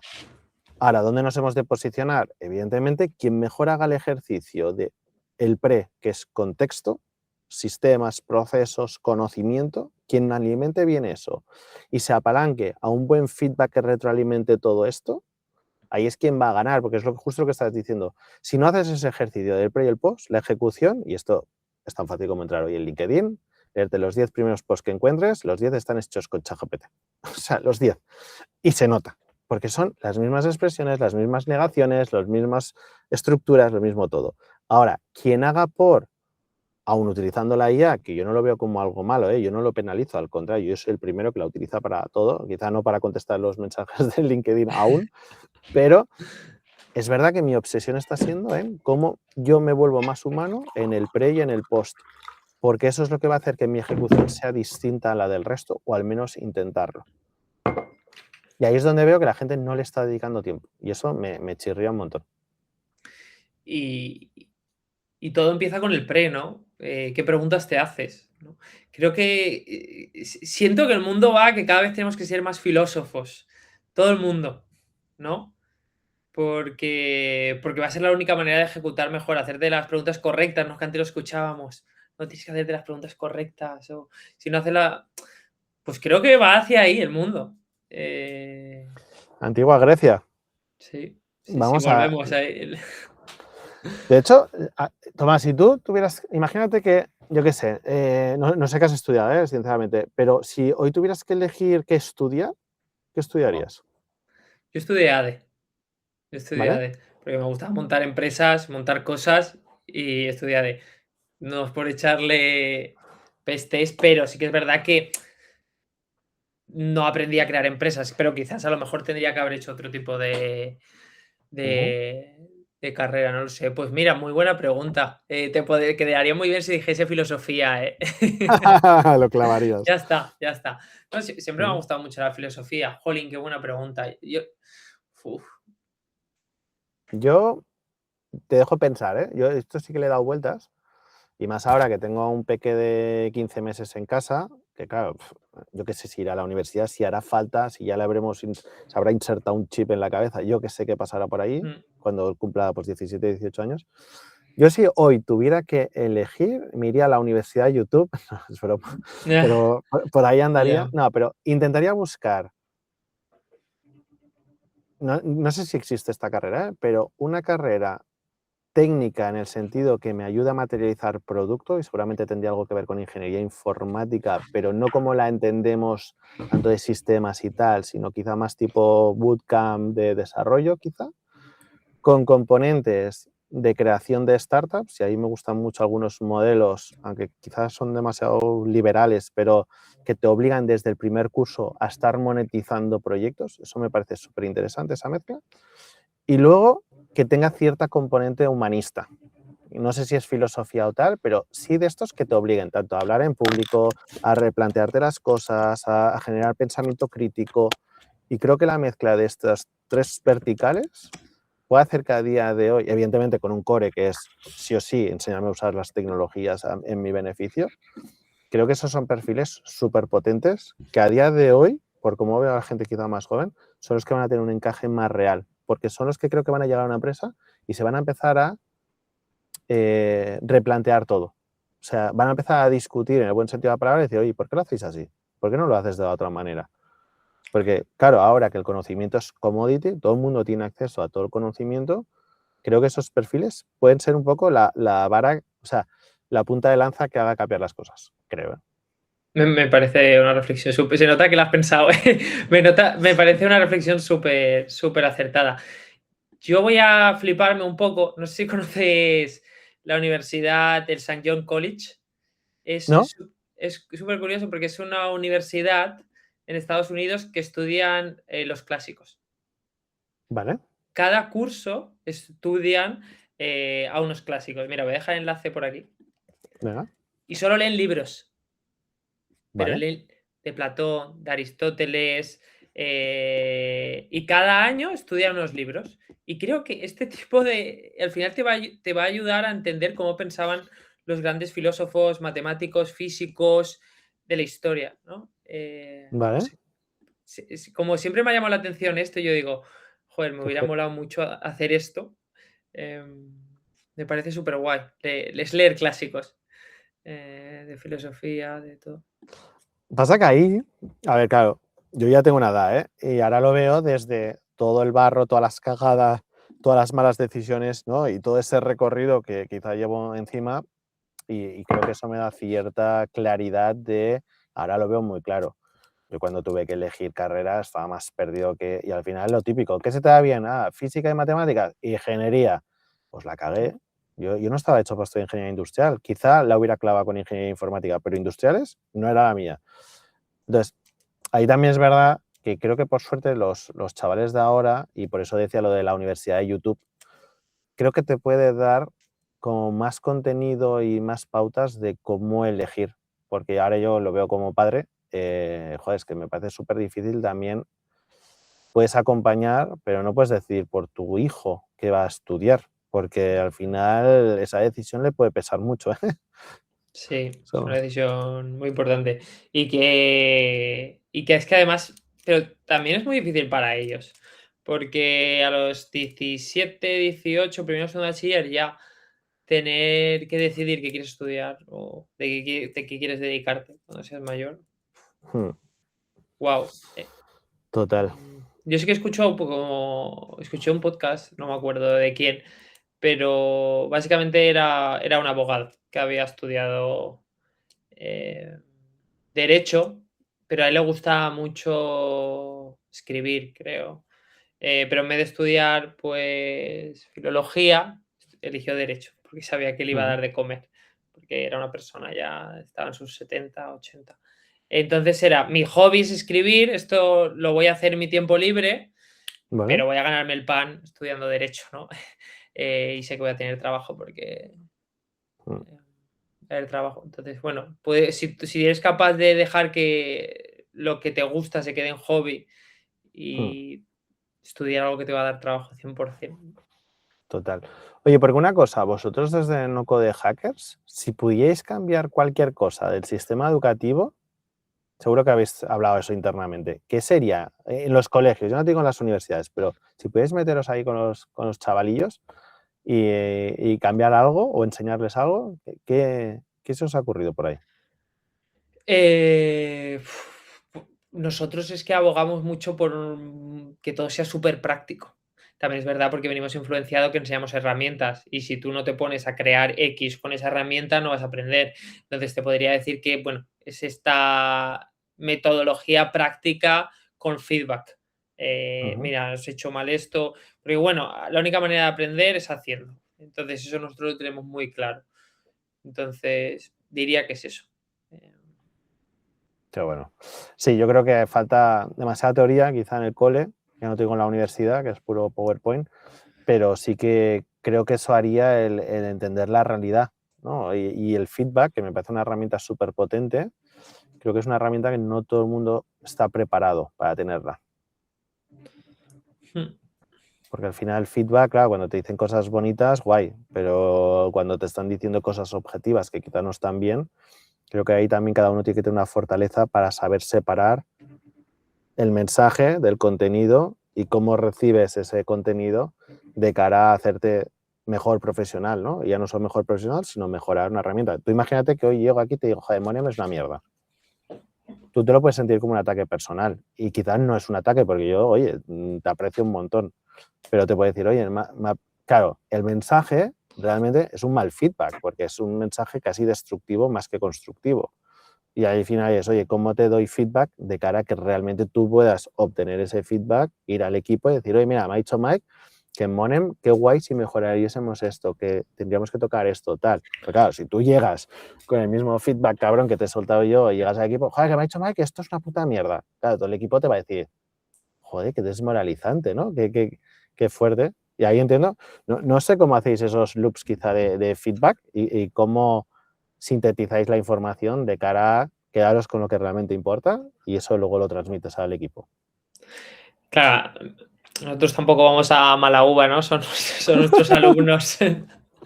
Entonces intentamos ayudarles, siempre desde una actitud de servicio. Mira, podrías mejorar esto, nunca es a mala leche, que creo que es importante, ser Pero si os empático. llega, pues si os llega algún, a mí me ha pasado, ¿eh? Y duele mucho porque me los tomaba como Sí, ataques personales, pero cuando de repente en Google Business alguien te pone un comentario cabrón, que encima sabes perfectamente quién es y el porqué de ese mensaje y que se ha ido 3 tonos por arriba de lo que debía ir, sí. no sé, espero que no os haya pasado nunca, ¿eh? Pero si pasa, ¿cómo aceptáis eso? Es que además hace poco nos pasó, además a una persona que se le dio bastante, incluso tiempo extra para su proyecto y no puso una mala reseña, pero sí que se quejó. Es como, wow, te hemos dado más que a otros y te quejas, ¿no? Va a pasar esto. Es aceptarlo que no todo el mundo va a estar contento, pero aquí es entender de dónde surge su queja. Es una gestión, son unas expectativas muy altas o algo que no se ha comunicado bien desde marketing, que es de nivel de producto, que le faltaba alguna pieza. Yo creo que es entender la queja y por qué está quejando. Y luego puede ser verdad o no. Y puede buscar una solución o no. Entonces yo creo que la clave de cuando recibes un feedback es saber si ese feedback va a ayudar a mejorar o no. Feedback constructivo, ¿no? Que se dice. Hay que saber detectar esos feedbacks constructivos. Total. Y ahí sobre todo, y si os está pasando, para quien sea que nos esté escuchando, nunca son ataques personales, no sea que ponga directamente vuestro nombre y apellidos. Y aún a veces, cuando ponen nombres y apellidos, hay más allá que vosotros. O sea, no somos tan especiales para que el hate solo nos caiga a nosotros, sino que hay algo más. Tomás, hay un último bloque que me encantaría hablar contigo, porque igual que hemos hablado un montón de Monem, que hemos hablado de NoCode Hackers, no hemos hablado al final de tu marca personal, y ahí yo la materializo mucho con tu newsletter, ¿vale? Y todo el ecosistema que has creado alrededor, que claro, al final fue casi la primera piedra dentro de todas las ideas de olla que has montado, de todos los proyectos y tal. Es verdad que esa es Sí. muy fuerte y te ha ido creo que relativamente bastante bien. ¿Cómo la construyes y cómo te ha beneficiado para el resto de cosas? Wow, muchísimo. Me ha ayudado muchísimo. Me ha puesto como, yo siempre lo digo, la marca personal te lo pone todo más fácil. eh, Te conecta. Esta conversación está saliendo gracias a la newsletter. Cuando entré a No Code Hackers hace casi 5 años, como primer empleado, fue gracias a la newsletter. Los primeros clientes de Monem ha sido gracias a la newsletter. Entonces, creo que si estás pensando en empezar a crear contenido desde tu marca personal, hazlo. Es que porque tú puedes ser la persona más talentosa en inteligencia artificial. Me lo invento. Pero si la gente no sabe quién es la persona que más conocimiento tiene sobre inteligencia artificial. Ya. Entonces, eso me parece súper importante, exponerse más, hay que exponerse más. Hay gente que no quiere, ¿eh? O no le apetece o no le gusta. Bien, tampoco te tienes que sentir mal, no pasa nada. ¿Y cómo nace? Que básicamente nace porque yo me encantaba leer cosas de emprendimiento, de emprendedores y quería compartir lo que leía.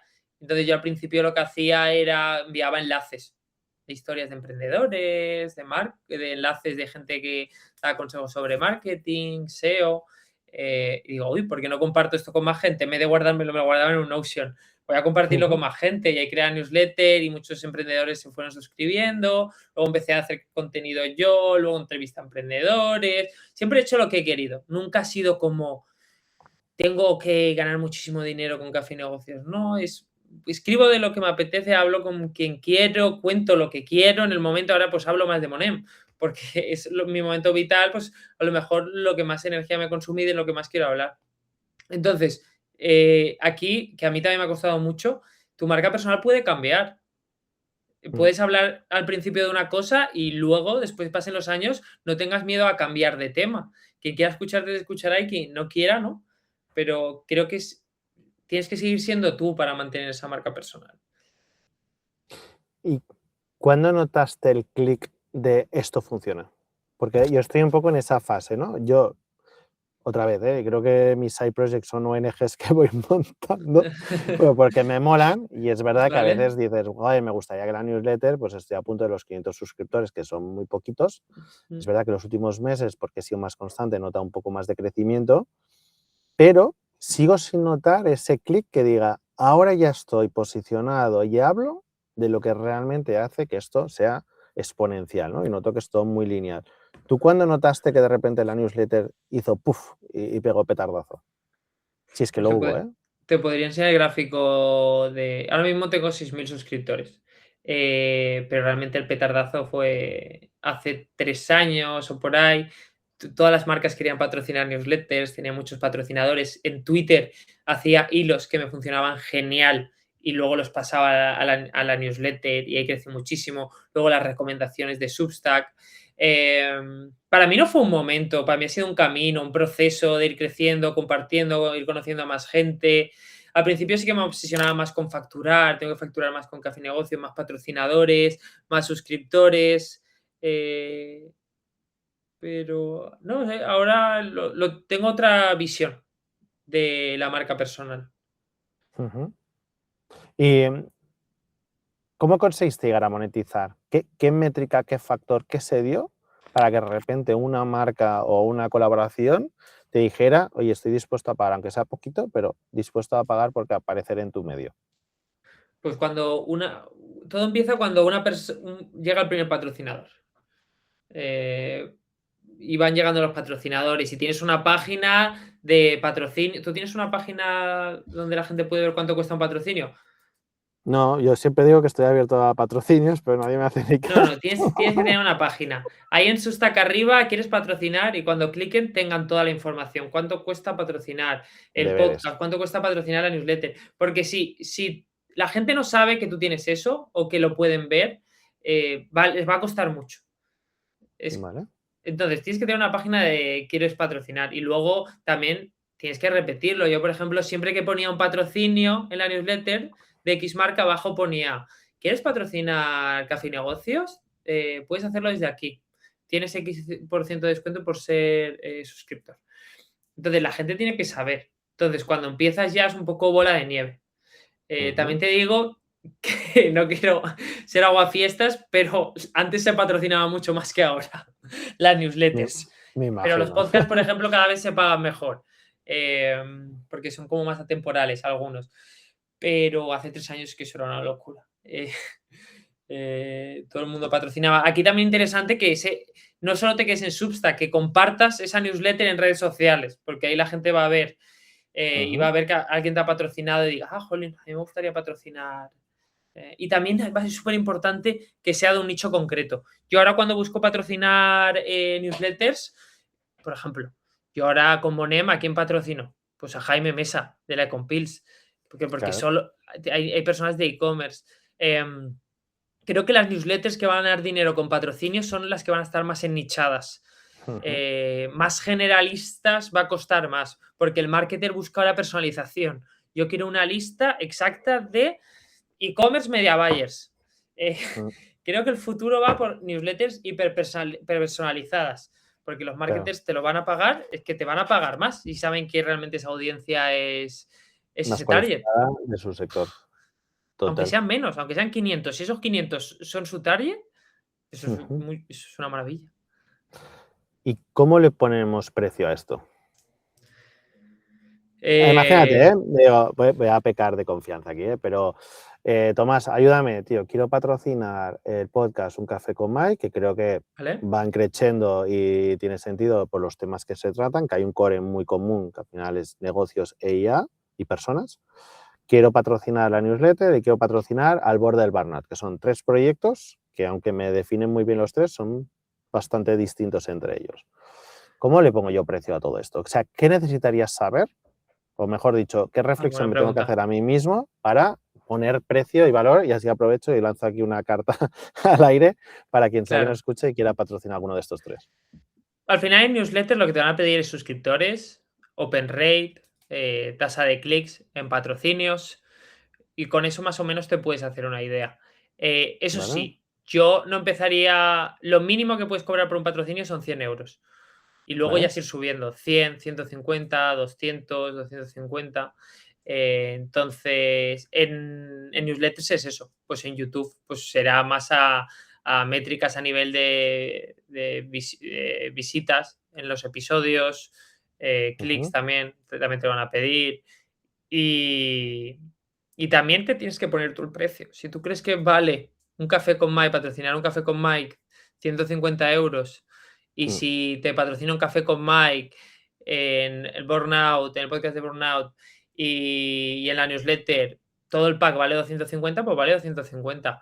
Creo que también vale, tienes que ponerte tú un valor, y de aquí, pues no voy a, por menos de este dinero no me apetece patrocinar nada o que no está alineado conmigo. Aquí lo que ahora te compartiré métricas para que también tú me hagas ahí un ejercicio honesto. O sea, ya te digo, claro. Parto de cero, o sea, sé lo que me digas que es 1 euro, ya gano algo. Vale. A mí me está pasando que es verdad que tengo como unas barreras éticas, que hay ciertos proyectos que, por ejemplo, en Al Borde del Burnout se me podría ofrecer la posibilidad de tener patrocinios, pero no quiero porque sé que es para blanquear un algo, ¿no? Y sobre todo en un podcast donde quizá hablo de salud mental, gestión del estrés, de ansiedad y todas estas cositas, pues si me viene alguien que sé que hace todo lo contrario, no voy a blanquear esa marca. Y si lo hiciera, me fastidia. Y de hecho me pasó un caso, aquí anécdota para que os echéis todos unas risas. El único capítulo que parece que está patrocinado, no está patrocinado, y encima me cayó hate porque se pensaban que estaba patrocinado. Ostras. Y me pasó que entrevisté a cierto directivo o directiva de una empresa y que vino pues con el PR hecho. O sea, me vino con unas respuestas medianamente preparadas y tal, y quedó una entrevista súper poco natural, forzadísima, y yo ya sabía que no iba a gustar, y encima me dio rabia, me digo, joder, te has pasado 1 hora hablando de tu producto, ¿sabes? Y encima no me va a llevar ni 1 euro, digo, pero bueno. Te la coló. Dicho lo cual, te comparto, Al Borde del Burnout, proyecto con más de 60 episodios, una presencia en Spotify mucho más alta que en YouTube. En Spotify son unas 1.100, 1.200 suscriptores más o menos, y una retención media de unos 40 minutos episodio. Salvajada. Pero ¿cuánta gente ve el episodio? 40 minutos. De media entre 600 y 1.000 personas episodio. Vale, está muy bien. ¿Eso en Está bien, Spotify solo? Eso en Spotify. YouTube no funciona tan bien porque como no grabo con tan buena calidad, no sé qué, no sé cuántos, pues prefiero potenciar siempre, y es verdad que ha sido el canal que más he potenciado, ¿vale? Asociado a la newsletter, o sea, asociado al Borde del Burnout, tengo la newsletter en LinkedIn, que son unas 1.300 personas con un open rate alto, o sea, del 30-40% más o menos, o sea que va bastante bien, más luego yo tengo una red de contactos de unas 20.000 personas en LinkedIn. Eso lo que hace Al Borde del Burnout, que es verdad que también hay un Substack, pero el Substack es muy residual, es muy pequeñito. Pero bueno, el último episodio que grabé, que fue con Olga de Andrés, funcionó muy guay. por Substack. Me funcionó sobre todo por su audiencia. Y en YouTube YouTube no me funciona tan bien. Hay pocas reproducciones ahí. Luego, la newsletter, Divergencia Multipotencial. Ahora mismo estoy a 10 o 11 contactos de los 500 en un añito y algo que lleva el proyecto. Tasa de apertura normalmente es entre el 40 y 50%, o sea, bastante alta. Es verdad que los posts que son del podcast de Un Café con Mike tienen un 35% más o menos. Eso os baja un poquito, porque la gente no está quizá tan interesada en ciertas conversaciones. Y a nivel de interacción, bastante bien. O sea, bastantes comentarios, likes, bueno, un poco esa parte.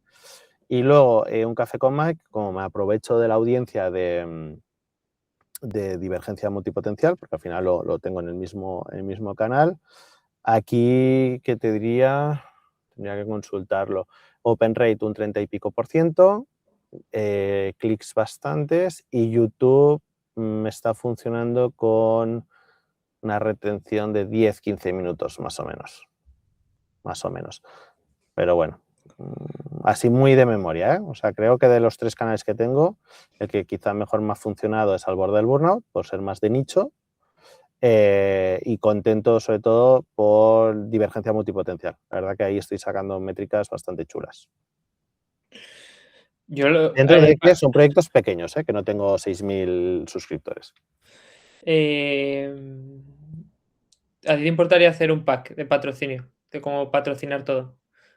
No, al contrario. Sería mejor, ¿no? Es Más que yo lo fácil. veo súper claro. Sí que es verdad que quizás Burnout puede llegar a 200 euros de patrocinio por episodio, pero sí que es verdad que Divergencia y Café con Mike pues, pueden ser 100 euros cada uno, ¿no? Entonces, en total son 400 euros. A lo mejor puedes hacer un pack de patrocino, un episodio de Burnout, uno de Café con Mike y Divergencia por 350. Y al final estás impactando a emprendedores. Entonces, aquí lo importante es hablar con esas personas que su audiencia son emprendedores, ¿no? Yo lo hacía mucho. Yo, ¿sabes qué hacía? Mira, aquí hack para conseguir patrocinadores. Mira, sigue a todas las newsletters del mercado español y mira quién está patrocinando. De ir a buscar activamente ese patrocinio. Sí. Yo al principio me iba muy bien y no hacía eso, no me hacía falta eso, pero llegó un punto que bajaron mucho los patrocinios y yo seguía mandando la newsletter cada domingo y digo, si me pagan 200 euros, mejor. Entonces yo escribía activamente, claro, tienes que hacer ahí cold email, seguir a esas personas, una investigación. Pero bueno, te creas un agente ahí en Claude. Lo haremos. Sí, de hecho es uno de los objetivos. Sí, y hacer un pack ahí sí scrapping. que tienes que ir a personas que tienes que seguir a newsletters parecidas a las tuyas. Encontrar las personas y también te recomiendo Oh My News, por ejemplo. Go My News, esta no la conozco. No, te lo paso. Oh My News. Aquí yo fui una de las creo la primera newsletter que estuvo aquí con Café y Negocios, que básicamente es que encuentran personas que quieran patrocinar newsletters. Qué guay. Y Tomás, la última, que abusa un montón de confianza. Si quisiera lanzar, ¿vale? Y sé que esto ataca contra No Code Hackers, pero bueno, da igual. No voy a decirle esto. A otra cosa que quizá nos afecta tanto, ¿no? Yo tengo un curso, creo que ya lo sabes bien, porque me invitasteis, de hecho, y súper agradecido en No Code Hackers, y que conste que yo soy muy fan de No Code Hackers desde el principio. Me invitasteis a ese día que lo reventasteis con 1000 personas en directo a dar una charla sobre N8N, porque es una herramienta, uno, que me flipa, y dos, que por A o por B, pues me he hecho un poco referente, ¿no? Si yo ahora tuviera que apalancarme en 3 newsletters en España para promocionar Domina N8N, ¿cuáles serían y cuánto debería pagar en cada una de ellas? Una sería No Code Hackers. Yo creo ¿Se que puede? tenemos... No lo sé. ¿Se puede? No, ¿Me puedo posicionar? bueno, no sé. Vale. No sé. Dejaré el link, de No Code Hackers. Sería todo hablarlo, pero es que No Code Hackers tenemos una base de datos de 30.000 personas interesadas en IA, no code, automatizaciones y tal. Entonces, ¿qué más? Es que creo que somos la más grande de España, entonces... Bueno, no creo. Creo que no tengo pasta o hacemos un afiliado o algo y hablamos con Alex. Hablamos con Alex. Alex, si nos oyes, hablemos, negociemos precios. Bueno, Por una descartamos clase, no code por una hackers. masterclass, por una masterclass. Joder, pues eso ya sabéis que sí. De hecho, ya me invitasteis a participar en el programa de Sí. Automation y que me flipó la experiencia, ya lo sabéis. Yo encantado de eso. Bueno, vamos a descartar no code hackers, que lo hablaremos con Alex. Y otra, entiendo que es café y negocios. Y otras dos que digas, en estas mics, si lo pones, realmente vas a generar ahí un buen tráfico y una buena conversión. Uf. Jolín, yo ahora es que soy muy fan, lo has entrevistado, de Jorge, pues todo lo que hace lo peta. Pero claro, a lo Ya. mejor no está tan relacionado con tu target, porque va más a freelance. Pero depende, ahí, fíjate, ¿cuál es el problema del freelance? Que le falta tiempo. ¿Qué es Ya, N8N? Un ahorrador de tiempo. la cosa es Ahí si se el va a tema es poner que a... personaliza. A ver, entonces, sumamos tus 6.000, 7.000, sumamos los 14.000 de Jorge. Es que Bueno, ya. yo si quiero lanzar una formación de cero no patrocinaría newsletters. Haría Meta. Sí, ves, es que yo el paid me cuesta, ¿eh? Quizás soy catalán y me está costando soltar la pasta. Yo haría Meta, tío. Haría Meta, orgánico, leads magnets, aumentar la base de datos y Meta a un evento online y a vender.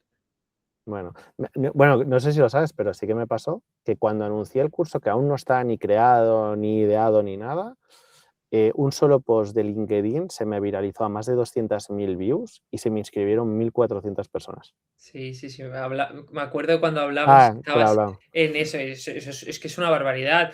Y tu obsesión tendría que ser por repetirlo y que te entren esos leads gratis. Porque tú sabes lo que cuesta 1.400 Buah. leads en Meta. Son 3.000 pavos.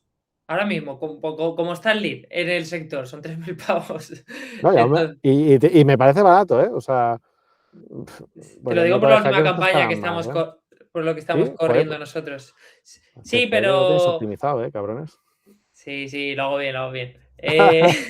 No, pero sí que es verdad que también el lead, por ejemplo, esta campaña que te he comentado que está a 1.20 o 1.30 el lead, también es verdad que es temporal, es vente a este evento online este día, reserva ya tu plaza. Claro, si es más a un curso gratuito, un lead magnet, quizás te cuesta un poco más el lead. Pero bueno, Claro. dos Vale, y media. entonces, hablaremos, ¿eh? Hablaremos de todas estas cosas. Café y negocios. La de Jorge. Jorge, calienta que sales. Ah, pues ya me lo dijo, que encantado de echarme un cable. Y una tercera. ¿Cuál sería tu referente ahí que digas, Mike, habla con esta persona? Uf. Porque así de paso también lo entrevisto, ¿eh? hago un pack 2x1. Tío, pues me está flipando en Substack.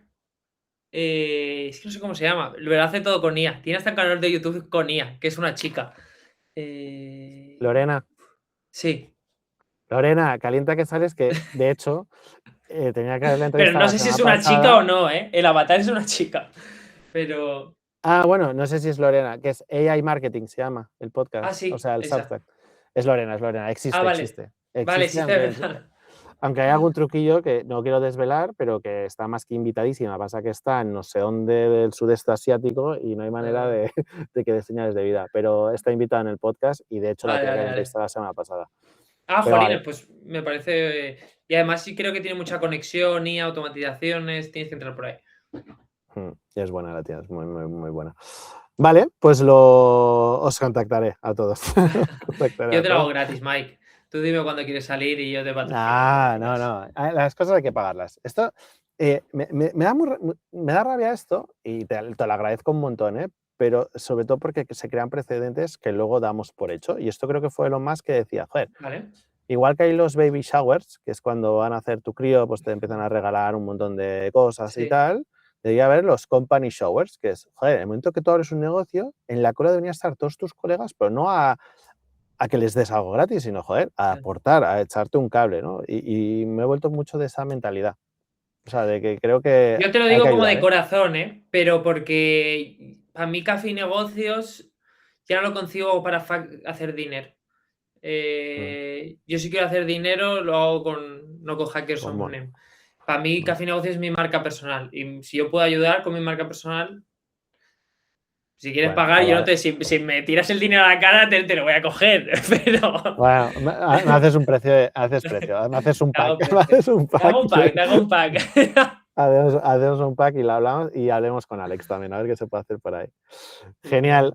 Oye, Tomás, si quien vea esta entrevista y se tiene que quedar solo con un clip tuyo, ¿qué te gustaría que fuera?